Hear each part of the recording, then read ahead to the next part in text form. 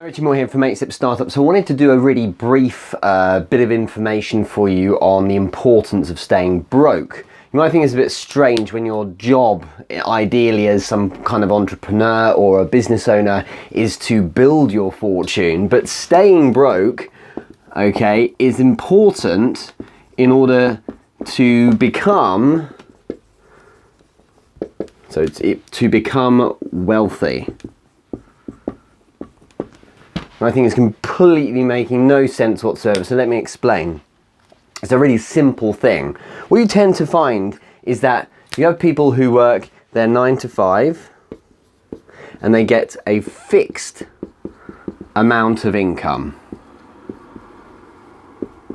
Those people often stick with that, and then there's nothing they do beyond it. So there's no leveraging of that money into creating more, so investing in some way or not. Then you have an entry level business owner. This, I would, typically you might call them an entrepreneur. Or a wonderful term which covers it is a solopreneur. I like that. This is someone who's doing it all on their own. Okay, someone who's just starting out on their own.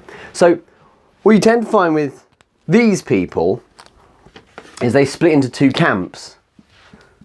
And for want of a better term for them, I'm going to call them the YOLO camp and the Stoic camp.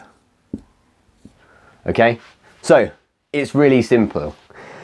The YOLO camp starts, well, this is the graph of how, this is the kind of the graph of success in starting up a business. You have success level, let's call it, and over time. And you have what's called the rise period here, where you've got all that hunger and fight and you're pushing, you're then closing your first deals and things like that. Then you've got, so that's the rise phase. Then you've got the plateau phase.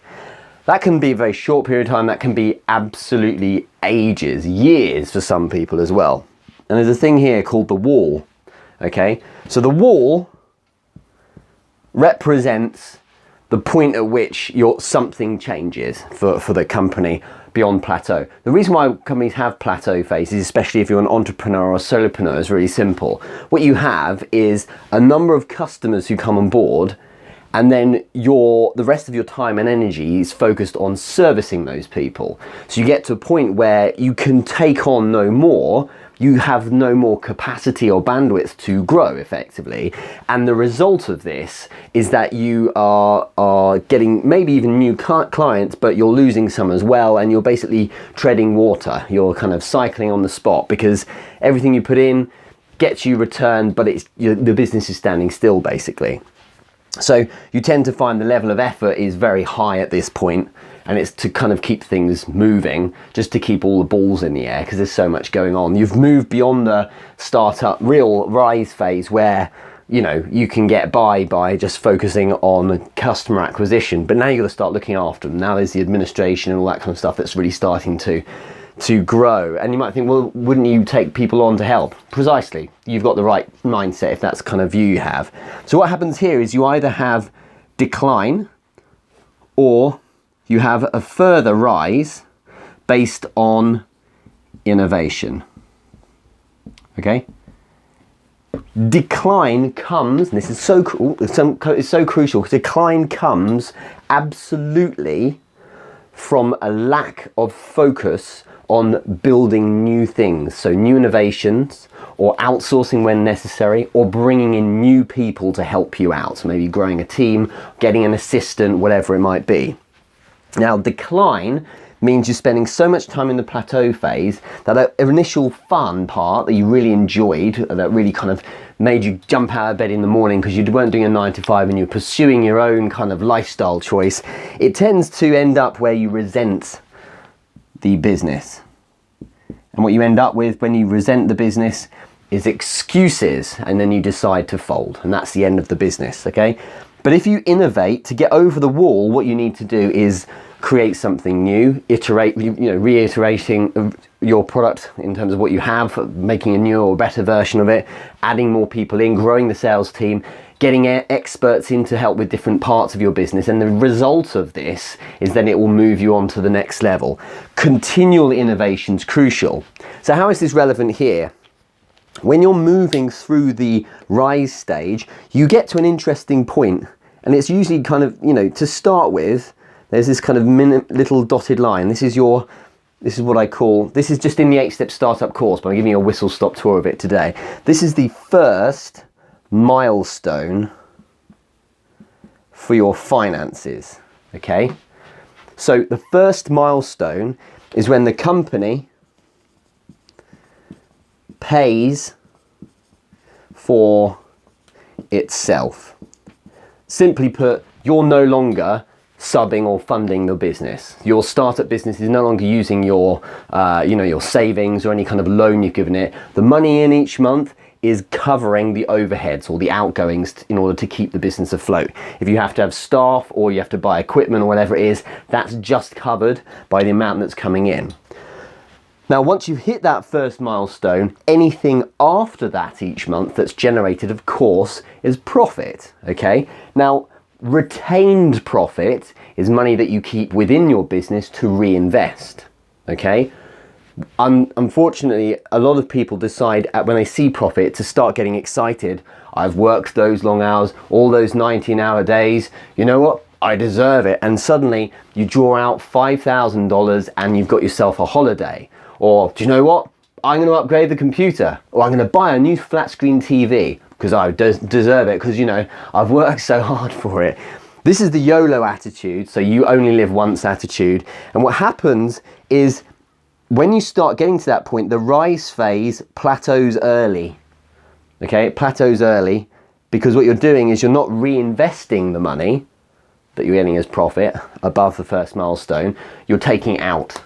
So your business is only generating money beyond the kind of the first milestone for you to just take out and spend and go out night clubbing with or whatever it is. So this approach is a mistake in my view, and it's not the best way of growing a business so that it's sustainable.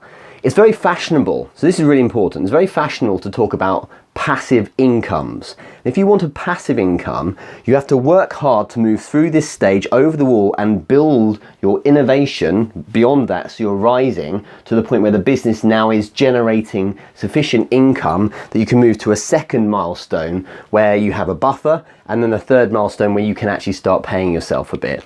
But the key thing is to bear in mind that you should reinvest the profits to grow to a higher level. So if you want to get passive income, what you need to do is have a business that is looking after itself, paying for everything, it's safe and it's solidified in certain ways, but also it's then paying you and it's kind of autonomous in that way. So normally you'd have maybe a team growing at that point or something like that as well, okay? But no business really you just leave alone and don't have to touch it, and it just makes you money every month. You usually have to do a bit of work. The Stoic approach is this reinvesting approach.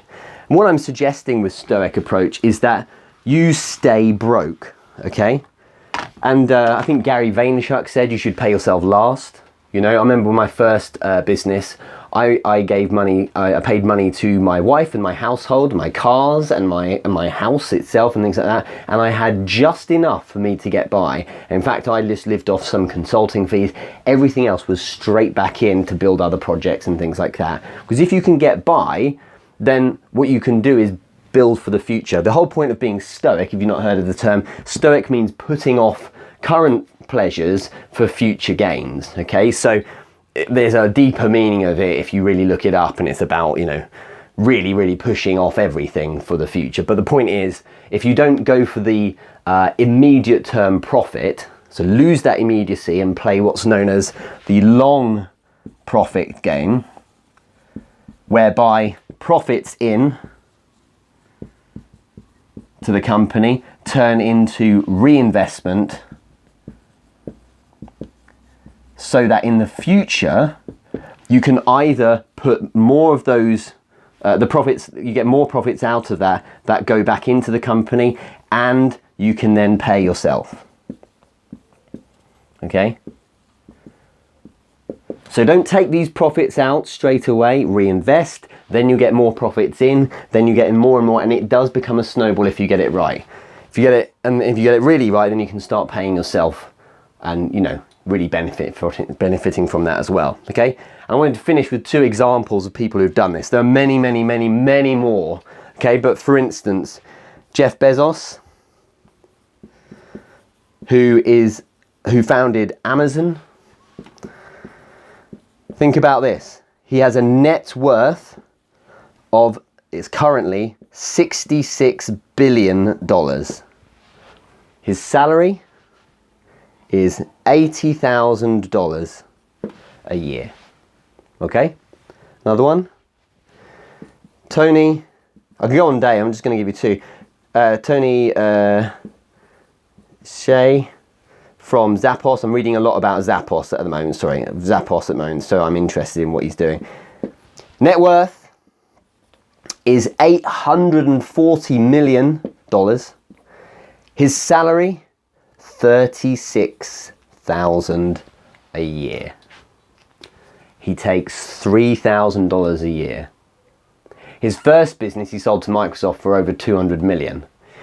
Then he sold Zappos to Amazon for 1.2 billion. His net worth is, he's got no problems there. But in terms of a salary, he takes what he needs, and the rest, you know, he keeps in the company. The guy is reinvesting themselves. I even work with one of my clients is a very large business worth about $1/3 billion, and the chairman, he reinvests so much so that he doesn't take much money himself. He takes what he needs, and he has some very clever ways of making sure that he and his family are looked after. But this is the short version, but I really suggest, because this is coming up a lot, that's why I wanted to speak about this, that if you stay broke in the sense that if you have to draw money from your startup business because there is no other income from maybe a 9-to-5 or a part-time job to kind of keep you up, you take what you need, not what you want, okay? Those people who have a startup business and they're driving around in supercars, unless you're doing it in a very, you know, for a particular reason, in the main, it's a lack of business awareness.